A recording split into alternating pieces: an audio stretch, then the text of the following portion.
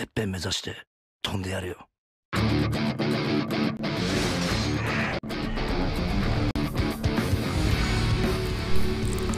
Hai guys, kembali lagi bersama Creation Mandis. Kali ini si Jack akan membahas film Cross Zero yang pertama. Film lama ya, tapi masih seru kok untuk dibahas. Jadi bagi kalian yang suka film ini atau belum pernah nonton, kali ini si Jack akan membawakan alur cerita film Cross Zero yang pertama. Film Sejuta Umat ini dirilis di Jepang tahun 2007, disutradarai oleh Takashi Miike, diproduseri Mataichiro Yamamoto. Skenarionya ditulis oleh Sogomoto. Film ini diangkat dari manga Cross, karya Hiroshi Takahashi. Film ini memiliki alur cerita pada pertarungan kekuatan antara geng siswa-siswa di susuran. Dan gak usah banyak bacot lagi ya, sekarang kita mulai ceritanya. Tapi sebelum itu subscribe dulu channel ini dan aktifkan lonceng notifikasinya.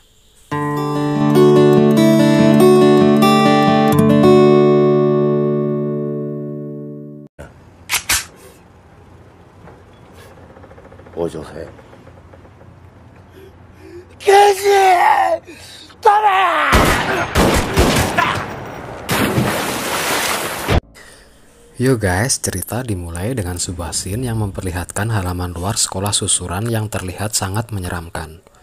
Karena dipenuhi coretan dinding dan banyak mural grafiti di sana, seperti gedung yang tidak pernah terpakai.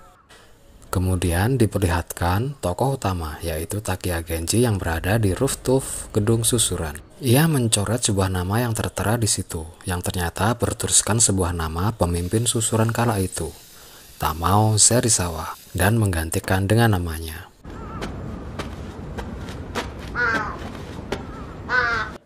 Di lain tempat, di sebuah aula sekolah, ada pengukuhan siswa baru. Di sini ada murid baru kelas 1 yang berpidato dengan sombongnya. Namun ada siswa lain yang tidak terima lalu menantang murid yang berpidato tadi. Seketika semua siswa ketrigger dan terjadilah kericuhan di sini.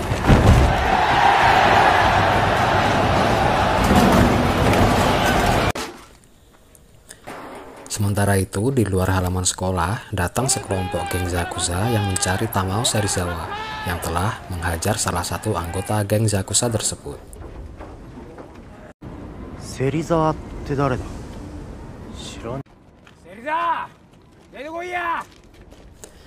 Namun, Serizawa tidak ada di sekolah karena ia sedang mengantarkan Tokyo ke rumah sakit memeriksakan penyakitnya.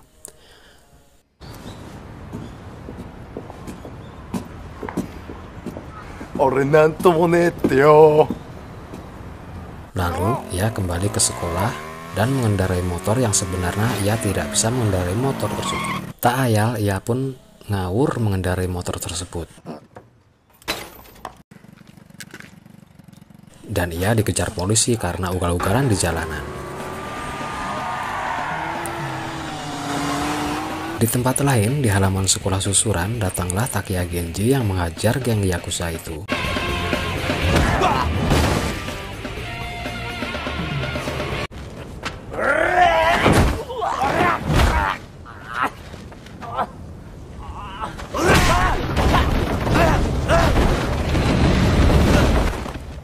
Dan datanglah Serizawa yang terkejut karena geng Yakuza itu babak belur dihajar Genji seorang diri. Dan inilah awal pertemuan Genji dan Serizawa. Genji mengatakan bahwa ia adalah siswa baru pindahan kelas 3. Dan Serizawa menjelaskan bahwa seharusnya Yakuza tersebut mencarinya. Namun Genji tidak mempedulikan hal itu. Dan datanglah polisi untuk menangkap Serizawa yang atas ulahnya ugal-ugalan di jalanan tadi.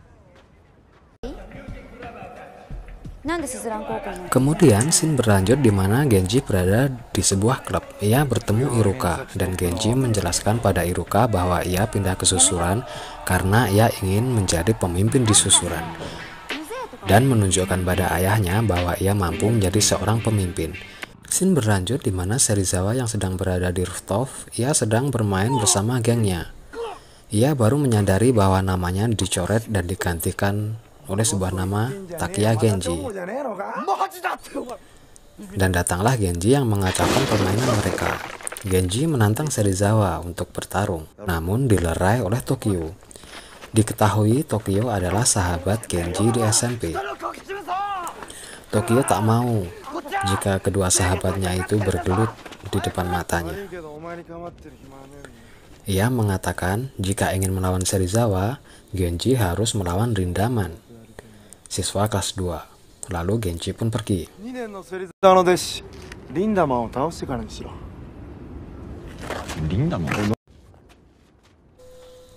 Di waktu yang bersamaan datanglah Mikami Brothers yang juga menantang Serizawa. Namun Serizawa mengalahkan Mikami Brothers dengan mudahnya.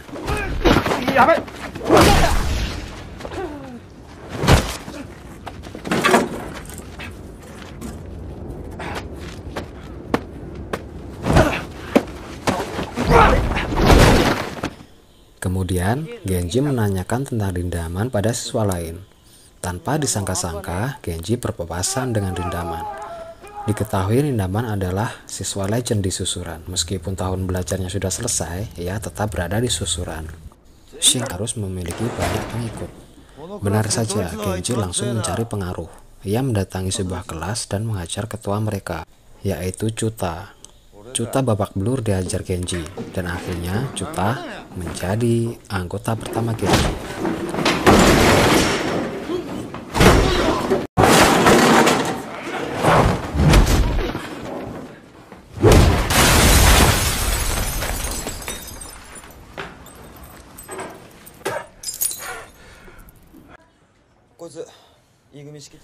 Scene berlanjut di mana Genji, Ken, dan Chuta berada di sebuah bar, di mana mereka sedang membuat sebuah rencana. Chuta menjelaskan struktur pemimpinan di susuran. Di kelas 1 ada Kirishima, Unju, dan Sugihara. Di kelas 2 ada Rindamen. Dijelaskan Rindamen adalah seorang independen. Ia bergerak sendiri tanpa orang lain. Lalu ada kelompok Tamao Serizawa dan Tokaji, serta Mikami Brother yang telah bergabung dengan Serizawa.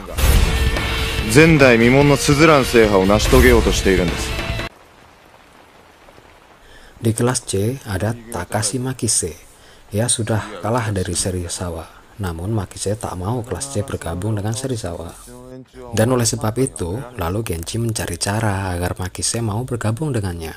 Dan satu-satunya cara membujuknya adalah dengan perempuan, karena diketahui di sini Makise ini adalah otaknya mesum.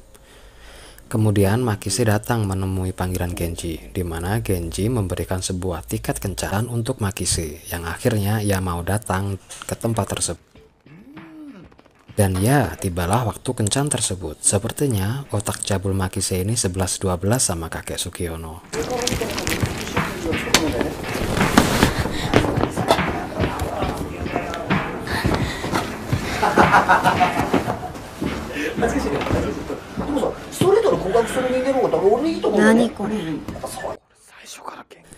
Namun di sini rencana Genji gagal dan ia menangis karena untuk pertama kalinya ia dibilang brengsek oleh teman perempuannya, yaitu Iruka.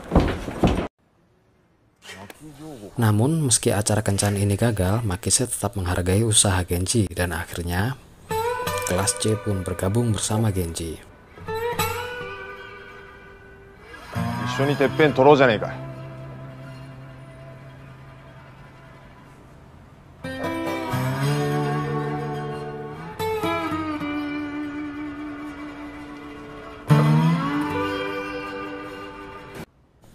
Singkat cerita, Genji mendatangi Izaki untuk mengajak bergabung. Namun di sini Genji babak belur dihajar kelompok Izaki yang jumlahnya lumayan banyak dan kuat.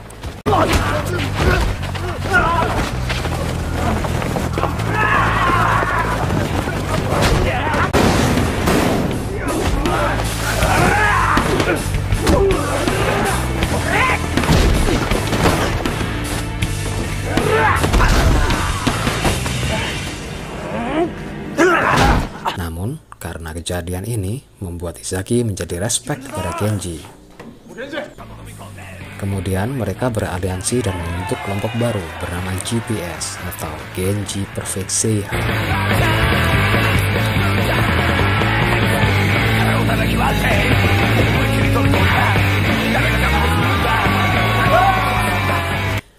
Di tempat lain, kelompok Serizawa tidak tinggal diam. Mereka merasa terancam dengan semakin kuatnya kelompok GPS. Singkat cerita, secara diam-diam, Tokaji, salah satu rekan Serizawa, menghajar Izaki tanpa sepengetahuan Serizawa. Melihat keadaan Izaki yang babak belur, Genji merasa marah dan tidak terima dengan keadaan itu, dan ingin balas dendam. Namun situasi tidak memungkinkan, karena saat ini GPS masih kalah jumlah. Genji-san! Genji! Izakiの言う通りだ。今やっても負けは見えてる。そういう問題じゃねえだろ。そういう問題なんだ。 Di tempat lain, secara tidak sengaja, Genji bertemu dengan Tokyo dan Serizawa di sebuah bar. Di sini, Genji dan Serizawa mau ribut, namun Tokyo tiba-tiba pingsan dan dilarikan ke rumah sakit. Ia harus menjalani operasi, di mana tingkat keberhasilan operasi itu hanya 30%. Singkat cerita, Genji dengan amarahnya menghajar semua siswa susuran dengan tujuan membuat mereka tunduk dan menjadi anggotanya. Namun di waktu yang sama, Chuta babak belur dihajar siswa kelas 1, yang membuat Genji semakin panas dan ingin mendatangi siswa kelas 1 itu untuk balas dendam. Namun Makise melarang Genji melakukan itu, karena menurut Makise, untuk menjadi seorang pemimpin tidak bisa menggunakan cara seperti itu.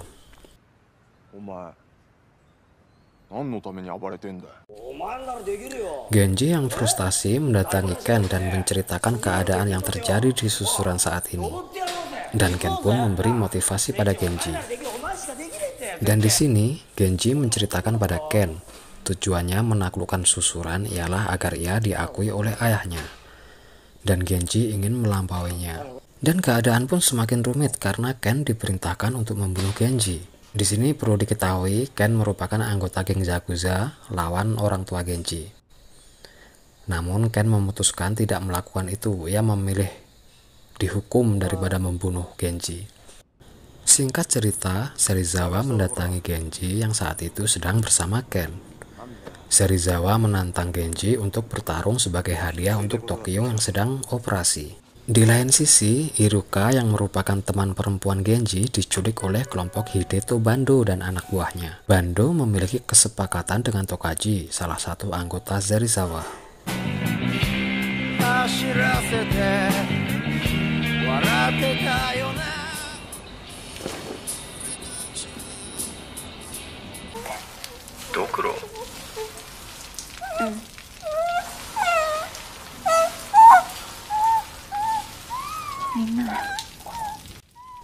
Mendengar kabar itu, Genji mendatangi pelabuhan Kijima untuk menyelamatkan Iruka. Kijima merupakan markas kelompok Bando, namun di sana hanya ada kelompok Bando. Di sini terlihat cekcok yang ternyata mereka hanya diadu domba oleh Tokaji. Bando hanya diberi tugas menculik Iruka. Saat ini Iruka berada dan disekap di markas Serizawa, namun Serizawa tidak mengetahui hal ini. Dan dalang dibalik semua ini adalah Tokaji, yang bermaksud menggembosi kekuatan GPS. Hal ini membuat Serizawa marah karena kelakuan pengecut anak buahnya, yang akhirnya membawa mereka berdua, Genji dan Serizawa, untuk melakukan final battle di lapangan SMA susuran.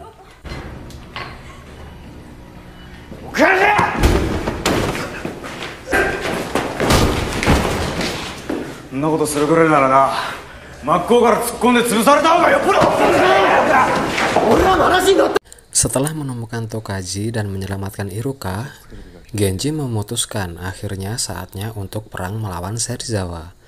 Mereka memutuskan untuk bertarung pada jam 5 sore pada hari berikutnya. Pada saat yang sama, Tokyo akan menjalani operasinya.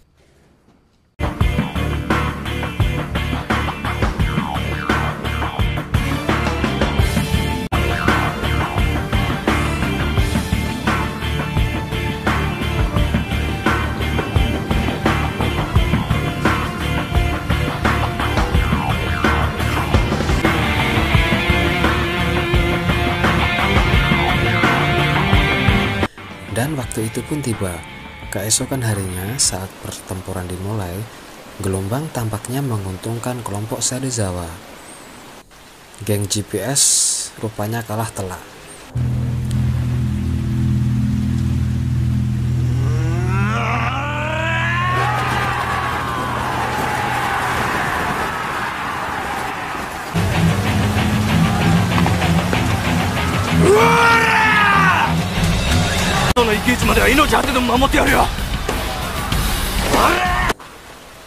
Tetapi setelah faksi Bando tentang persenjataan tiba dan bergabung dengan GPS, kemungkinannya akan berkurang. Pertempuran berlanjut sampai hanya Serizawa dan Genji yang berdiri.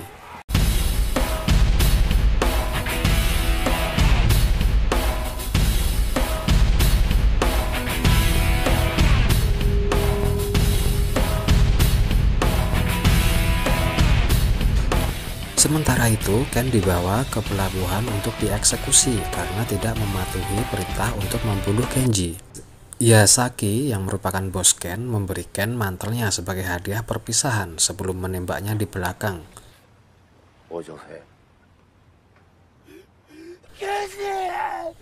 Dia jatuh ke dalam air dan mulai tenggelam. Genji dan Serizawa bertarung hingga malam. Dan meski terluka dan kelelahan, Genji akhirnya menang dan menang.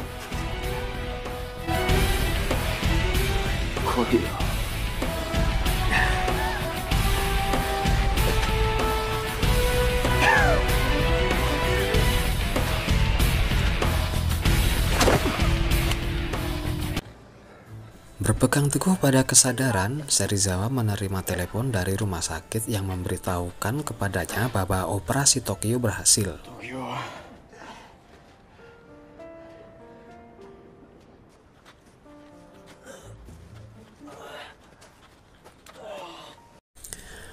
Kembali ke dermaga, Ken tiba-tiba pulih dan berenang ke permukaan. Dia menemukan bahwa mantel yang diberikan Yasaki kepadanya merupakan jaket anti peluru.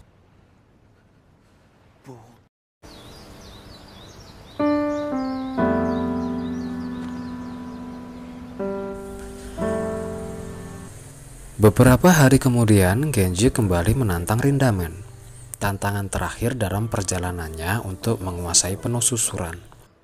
Rindamen mengungkapkan keyakinannya bahwa susuran tidak akan pernah bisa benar-benar ditaklukkan, dan bahwa akan selalu ada seseorang yang tersisa untuk bertarung. Film ini berakhir ketika pertempuran antara Genji dan Rindamen dimulai.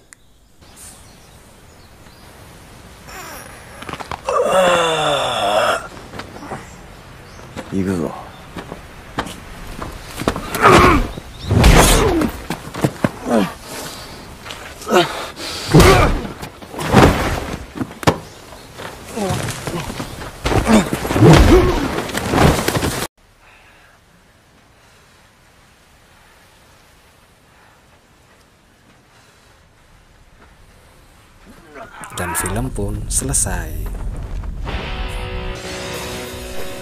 Nah, gimana? Cukup seru kan film ini? Mungkin cukup sekian dulu ya rekap alur cerita film Force Zero ini. Dan ditunggu kedepannya akan ada lanjutan part keduanya. Dan buat kalian jangan lupa like, comment, dan subscribe channel Crazy on Mondays. Dan terima kasih buat kalian yang sudah nonton. See you dan bye-bye.